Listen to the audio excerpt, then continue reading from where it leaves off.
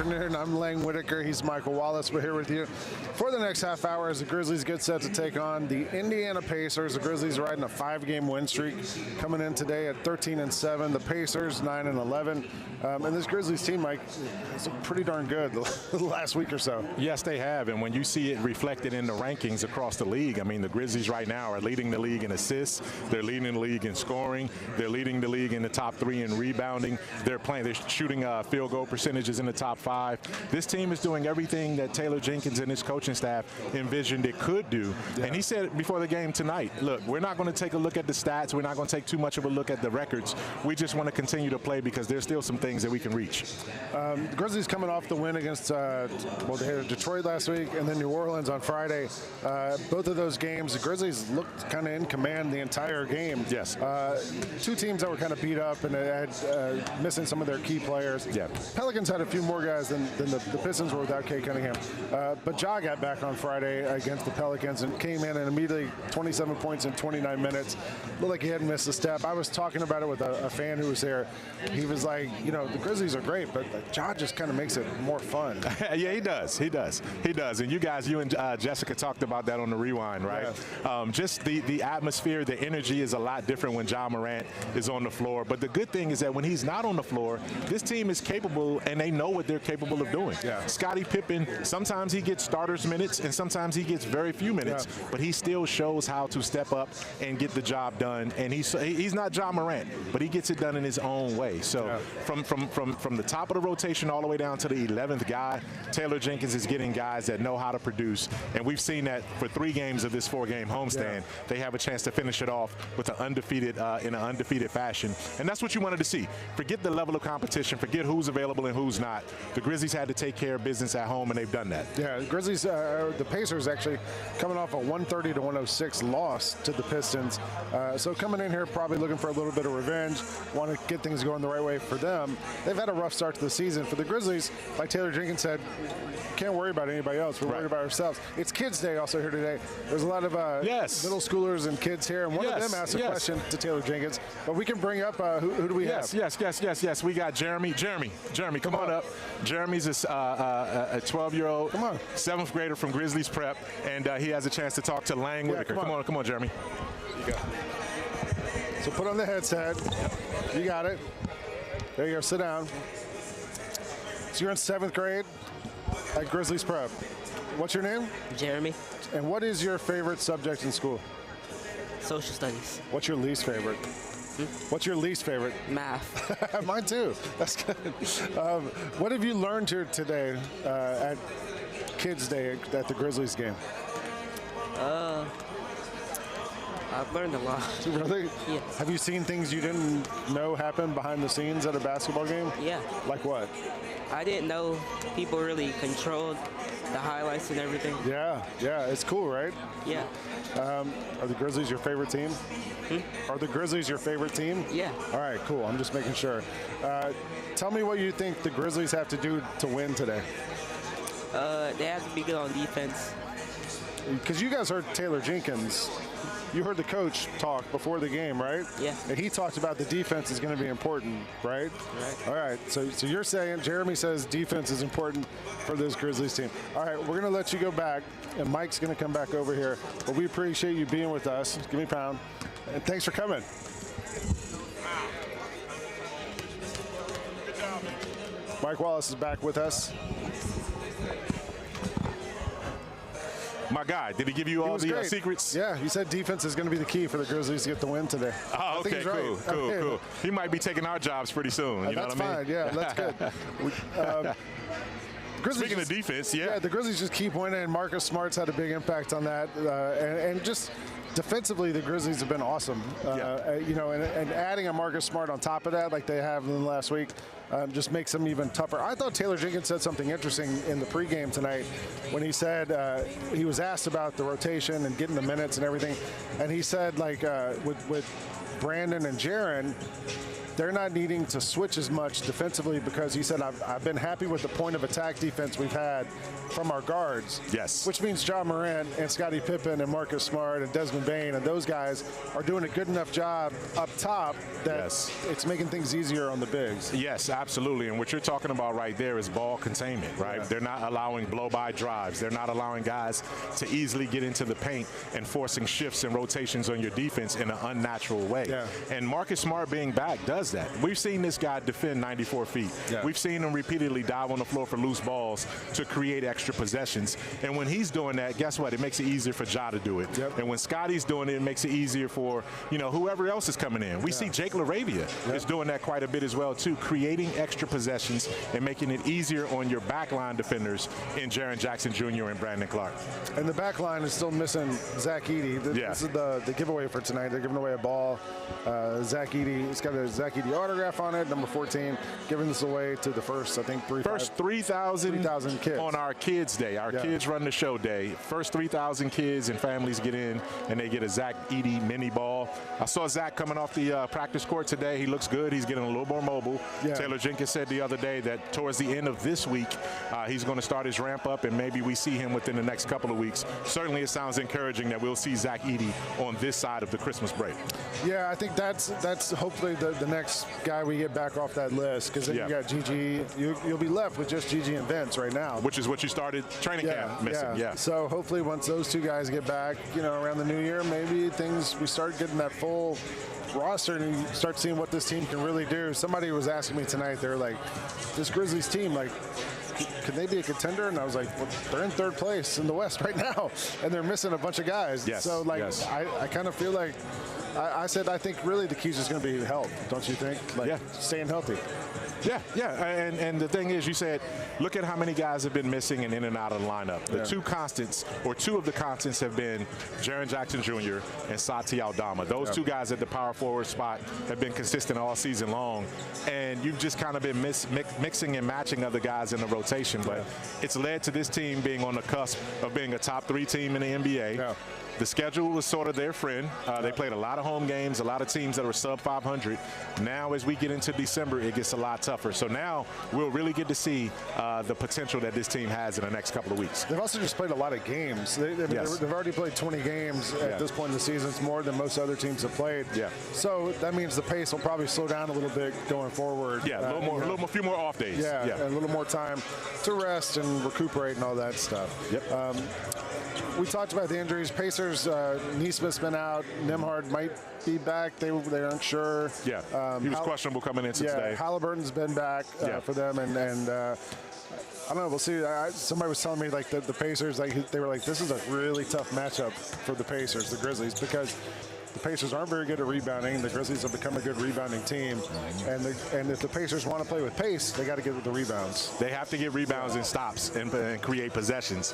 But one thing is that we know is that they're going to run off of makes or misses. Yeah. So the Grizzlies' transition defense better be on key tonight, because these guys are going to run back and forth. Now, the Pacers have won 3 out of their last 4 games. Yeah. So they're starting to turn a little bit of a corner. They're not off to last season's pace when they surprised the league. And they were right where the Grizzlies are now, leading the league in points, leading the league in assists. The Grizzlies have those numbers now, but I don't take the Pacers for granted. I don't take them lightly. This will be the toughest team that they faced on this 4-game homestand. Yeah, for sure. All right, we're going to take a quick break. When we come back, Jessica Benson's going to join us, and we'll get you ready for tip-off, which is still 15 minutes away. You're watching the warm-up show here on Grind City Media. Who will lead the Grizz in steals this season? I'm going to go with Pippen for steals this season. So I'm going to go with Jaren. I'm going to go, as long as he's in the rotation, I'm going to go Jake LaRavia for total steals, and I'll have Marcus Smart in my back pocket for steals per game. Hey, Grizzlies fans, be sure to tune in to Grizzbeat, where the panel and I break down all things Grizzlies and take a look at the rest of the NBA as well. The show is live every Wednesday, 2 p.m. on YouTube at Grind City Media and the official Grind City Media app. We didn't talk about owling, and you're telling me you didn't know owling? What the hell is an owling? Owling is worse than Tebowing. What is an owling? How far can Kyra zoom out on this camera? She can zoom all the way out. Can she zoom out? What are you doing? I'm owling. Okay. Wait, why were we doing this? What is that? Tune in to the Jessica Benson Show with CJ Hurt, live every weekday at 8 a.m. on YouTube at Grind City Media and the official Grind City Media app. Yellow lace is really bright yellow primary color. You got black on the trim and on the edges. And you got some red there as well. Look at that right there, Mike. Look at that right there. Man, look at that G. Look at that G, boy. That G is moving strong right there, too, man. Get all of your HBCU sports and culture news by tuning in to HBCU Huddle with CJ Hurt and Mike Wallace. New episodes drop every Thursday on grindcitymedia.com, YouTube, and Spotify. D'Anthony Melton took my boys, my little guys, to the ice cream stand. He was like, I'm going to get ice cream. You want to go with? So he took my little guys to the ice cream stand. So, you know, guess who their favorite player is now?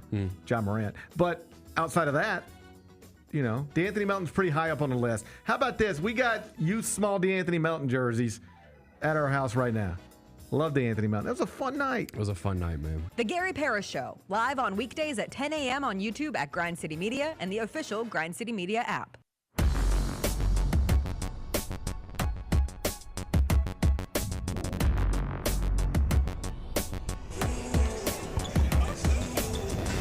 Welcome back to the warm-up show here on Grind City Media. It's a Sunday afternoon game.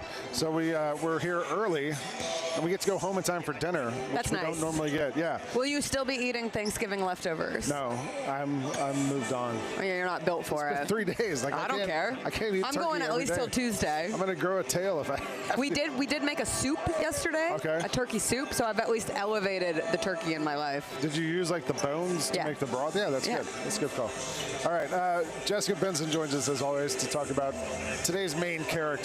And for you, who's the main character today? The main character is home court advantage. Ooh. This Grizzlies team has already matched its home win totals from last season, which I know was a bummer of a season last year, but still, they only won 9 games in this building, already at 9 wins this year, wrapping up a 4-game home stand. They have won 5 in a row. 4 of those games have been right here on the home court. And this Pacers team has really struggled on the road. They've managed to get 2 games within 500. They were riding a 3-game winning streak of their own before losing to the Pistons earlier this week. But they're 2-8 on the road, and if the Grizzlies can really establish home court, not come out lackadaisical, not take this opponent for granted, then I think we could be looking at a stretch that we evaluated going into it as some very winnable games for the Grizzlies, and they just might go 5-0. I felt like those last 2 wins, the Detroit game and the New Orleans game, were both sort of like professional wins by the Grizzlies, right? 2 teams that are down a couple players and struggling right now, and the Grizzlies didn't win by 50, right? But they did enough. They did enough to get the wins and like to make it happen. I think Ja just came out. I'm hearing some cheering behind us, which would normally mean the Ja Morant appearance is happening. We talked about Ja coming back the other night, finished with, 27 points in 28 minutes or something crazy. He just makes it more fun. Yes, there's an instant oof that gets added to it. And this team is very good with or without Ja, but their excitement meter goes off the roof. And even in the first 5 minutes of the game the other night for the Grizzlies, he's out here, he's getting steals. He talked afterwards about the defensive efforts. Taylor Jenkins said this has been some of the best defense that we've seen from Ja Morant in his career. But there's just an extra factor of every time the Grizzlies are up and down the court, what are you going to see? There's a magic to it. Taylor, I was telling one of the Pacers people I'm friends with that I've watched basketball my entire life, and every game Ja Morant does something I've never seen before, and I don't know how to explain that. It just happens. Well, right after he said he was never going to dunk again, I hope you enjoyed the dunk the first time around. Then he comes out with the alley-oop from Brandon Clark, who we're so used to seeing on the other end. And I thought that pass from BC was so indicative of this Grizzlies team. Everybody's sharing the ball. The assist numbers are off the chart. I think they've had 5 straight games with 30 or more assists, leading the NBA in assists this season. And it's not just Ja, it's not just Scottie Pippen Jr. When you look up and down, 8 players are averaging 3 or more assists. And everybody sharing the ball, but everybody cutting. Everybody taking advantage of what the offense gives you, and that's what it makes it work, right? Like everybody buying into it. Taylor Jenkins said something pregame, and he kind of slipped it in there. It was sort of interesting. He was asked about Brandon Clark and Jaren and how good they've been on the back end, and he said, well, we haven't had to switch as much defensively because I've been so happy with our point of attack defense from the guards. Which means Ja, Scottie Pippen, Marcus Smart, Desmond. Those guys, I think, are doing probably a better job than we realize up front, and it's made it a little easier for the back end, and the Grizzlies have been able to put together an awesome defense. And so much attention has been on this Grizzlies offense, and I think defensively there's still another level to tap into, and Coach Jenkins would be the first to say that, but that has made life easier. And you think about the success that Jaren and Brandon have had in the front court. This is all without Zach Edey, and Zach Edey is expected to return to the mix. I know Taylor Jenkins the other night said ramping up either at the end of this week or early next week. But then that gives you one more wrinkle to throw into it. For sure. Speaking of wrinkles, I'm going to have another guest come on. Not me. It's going to be, no. No, we're going to talk college football because there's a lot of wrinkles this weekend in college football that I don't even know how to explain it all. But Rob Fisher's a lot of fights, a lot of flags. We're going to take a break and we're going to watch right now CJ talk about who is it he said didn't deserve an automatic bid. He said the Big 12. No automatic bid. Let's hear CJ's take on this, and then Rob Fisher's going to join me on the other side of this. The Big 12 sucks. Clip it. Clip it. You suck, Big 12. You're worse than Tulane. You don't get to go. Tulane wins out. If the Big 12 champ is anybody other than Arizona State, sorry, Big 12 champ gets left out. Clip that at me, bro. I want the smoke. Send it my way. Let's get this popping, Big 12. I don't the hell want to be is in a wrong war. with them? I do. Adcon radicalness. I want the heat. You guys suck. You are pitiful. Y'all are awful. You got the leftovers. Y'all got the bad teams from the Big 12 and the bad teams in the Big 12 where everybody not named Oklahoma and Texas. And then you got the Pac-12 leftovers. You didn't get a good Pac-12 team. Your conference is barely a power conference. If that, you guys don't deserve to be a power conference. It is the Big Ten. It is the SEC. And at times it's the ACC. And then you guys are the next best group of non-power conferences. You don't have a birthright to the college football playoffs. So if anybody else in that conference other than Arizona State wins this damn Big 12 championship and Tulane wins out, Tulane should go. Big 12 champ be left out. At me. I want it. I'm ready for it. Send that my way. Let's get this popping. Good grief. Why are people so... Good grief. Good grief. Like it's a Charlie Brown Christmas. Welcome back to the warm-up show. Rob Fisher joins me, and I wanted to have Rob on because we do the odds couple together on Grind City Media every Monday and every Thursday, and we focus mostly on college football. And what a weekend for college football. It was, wasn't it? I barely made it through that Georgia Tech game Friday night. 8 overtimes. That was amazing. Unbelievable. Georgia wins, stays, I guess, locked in a place. I think in the so. Playoff. We think. They kept saying it during the game. Joe Tessitore kept saying, well, Georgia this is secured the spot. Right. I was like, well, is it? I don't know. I think it is because you have to find teams to make this playoff. You got to find 12 teams.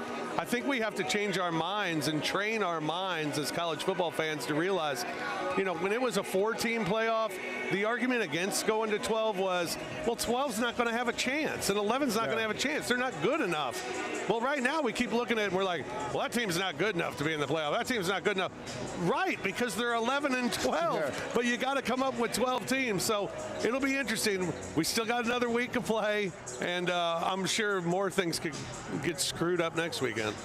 CJ just had an all-time rant on the Jessica Benson show that the Big 12 doesn't deserve an automatic bid because it's 4 conferences get an automatic bid, right? Right. But they don't say specifically which conference. Not necessarily the group of 4, the power 4. It's the top 4. It's just 4 conferences. So they're picking which 4 teams. And a lot of people are saying it might be Tulane that would get the automatic bid, but now that's not going to happen. No, Boise State maybe could get that automatic bid if they win their conference championship game. I think there's a lot of groundswell for that to happen, that Boise State would be the 4 seed and you'd have your Big 12 champion who wouldn't get that automatic bid. It wouldn't surprise me, I guess, at this point, just because of all the numbers and everything have Boise State ahead of a Big 12 champion. So it'll be interesting. I'm looking forward to it. But I know one thing for sure, when the game starts, it's going to be great. And I don't want to hear arguments of, well, they should have made it in over this team. I mean, you're 13th. You shouldn't have lost to Vanderbilt or Kentucky or whoever gets left out. Our colleague, CJ Hurt, called me yesterday as soon as Michigan beat Ohio State. He called me, too. Yeah. He called me, and I congratulated him on Michigan becoming bowl eligible, and he hung up on me. I let him go on and on and on and on. Yeah. And then he said goodbye, and I was like, all right. Yeah, he got mad when I said that. I hinted that Michigan was just barely above 500. Yeah. Which is sort of true. They're not very good this year. Yeah, but they beat Ohio State. That is very true. Give me one matchup from this game today that you got your eye on. Well, I got my eye on Ja because Ja's played. There he is. Yeah. He's played really well against Indiana. The last 3 times against the Pacers, he's scored 20. He had a triple-double in there as well. He had that huge dunk. Had the huge dunk, yeah. So I think he's played really well against the Pacers. So I'm looking forward to a big day from Ja today. To see him continue to do what he's been doing, set the tone not only offensively but defensively as well, which he's done so well. Yeah. All right. We're going to take a break. Come back with Michael Wallace to close this thing out here on the Warm Up Show. We'll be back in 2 minutes. You're watching the Warm Up Show on Grind City Media. Goldberg announces he's going to have a retirement match in 2025, and he said this on College Game Day. We know you're trying to ride the coattails because the 2025 is supposed to be the year of John Cena. Goldberg, I have a message for you, my guy. We don't care about your retirement match. Your retirement match was 3 years ago. Go somewhere, go away. Tune in to Grind City Wrestling weekly on the Grind City Media app and on the Grind City Media YouTube channel.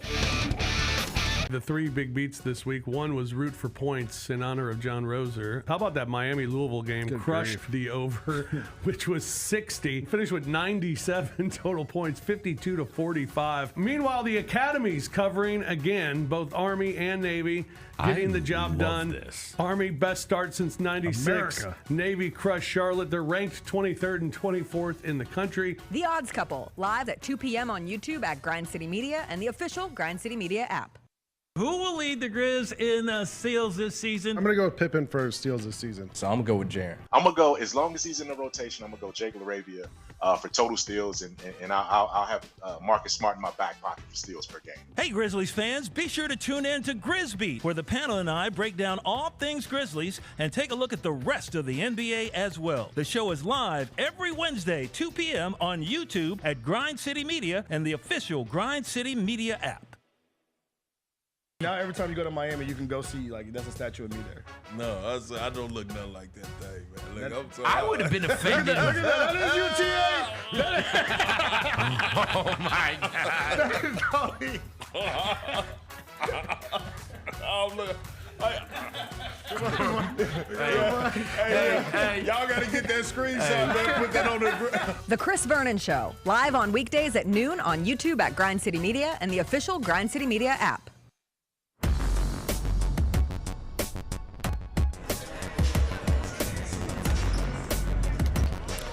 Welcome back to the warm-up show here on Grind City Media. We're about 37 minutes away from tip-off here between the Grizzlies and the Indiana Pacers.